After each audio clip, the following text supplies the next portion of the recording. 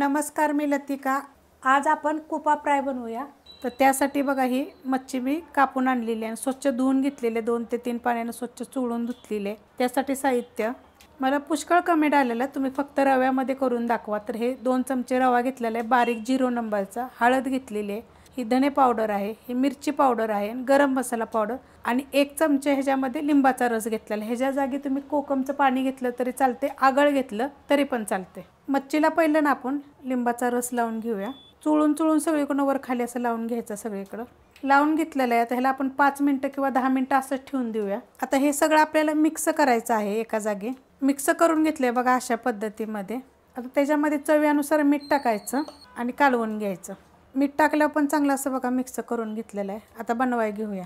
तवा ठेवलेला आहे आणि त्याच्यामध्ये बघा मी 1 चमचा तेल गरम करत ठेवलेला आहे आणि हा तवा लोखंडाचा आहे। कमेंटमध्ये सांगितलेलं की लोखंडाच्या तव्यामध्ये दाखवा, तर आता हे मी लोखंडाचा तवा ठेवलेला आहे। आता आपण मच्छीला लावून घेऊया। तर एक 10 मिनिटं झालेले आहेत बघा आपण लिंबू लावून ठेवलेलं। तर असं दाबून लावून घ्यायचं सगळ्या साईडनं, तवर आपलं तव्यातलं तेल गरम होते बघा। अशा पद्धतीमध्ये लावून घेतलेलं आहे। तुम्हाला मी अजून एक गोष्ट सांगते की मच्छीला जरी तुम्ही मिरची पावडर वगैरे जर लावून लिंबासंग जर ठेवली तरी चालेल, आणि हे वेगळं ठेवायचं। रव्यामध्ये मीठ वगैरे टाकून ते वेगळं लावायचं आणि मच्छीला वेगळं लावायचं। पण तिखट जसं तुम्हाला पाहिजे तसं कमी जास्त तुम्ही लावू शकता, तसं पण करू शकता। तसं जर पाहिजे असेल तरी मला कमेंट करून सांगा तुम्ही। आता आपण बनवायला घेऊया। तेल बघा गरम झालेलं आहे आणि गॅस एकदम बारीक केलेला आहे बघा, जास्त गरम झालेलं आहे। आता याच्यामध्ये आपण टाकून घेऊया, दाबून लावायचे तर बघा असे निघतात मग। आणि एकदम बारीक गॅस केलेला आहे। आता बारीक गॅसवर आपण हे भाजून घ्यायचं, पलटी करून घेऊया आता। आणि एक तर बारीक गॅसवर करायचं, नाहीतर मीडियम गॅसवर करायचं बघा, असे कुरकुरीत मस्त होते।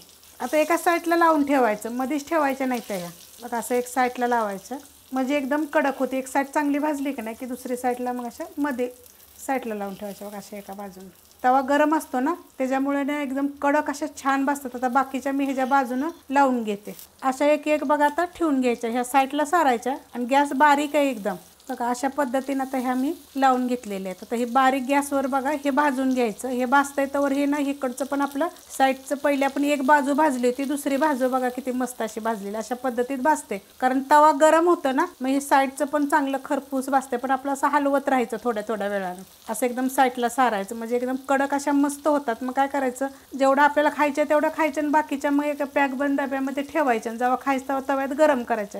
आता हे मी बारीक गॅसवर भाजून घेते। बारीक गॅसवर मी 10 मिनिटं झाले बघा असं ठेवलं होते पलटी करून एक तर मस्त असं बघा आता किती कडक अशा झालेल्या आहेत त्या। एकदम बारीक गॅस करायचा म्हणजे एकदम खरपूस असं क्रिस्पी अशा होतात ती। आणि दोन्ही साईडनं मी भाजून घेतलेत बघा। दुसरी साईड पण तुम्हाला मी दाखवते, मस्त बघा भाजलेली, अशा पद्धतीत भाजून घेतलेली। अशी कडक भाजून घ्यायची एकदम आणि ती तव्यातच ठेवायची, गरम तव्यात बारीक, म्हणजे चांगल्या अजून भाजल्या जातात ती। तर अशा पद्धतीने तुम्ही बनवा। रेसिपी आवडली की लाईक करा, सबस्क्राईब करा, कमेंट करा आणि शेअर बी करा।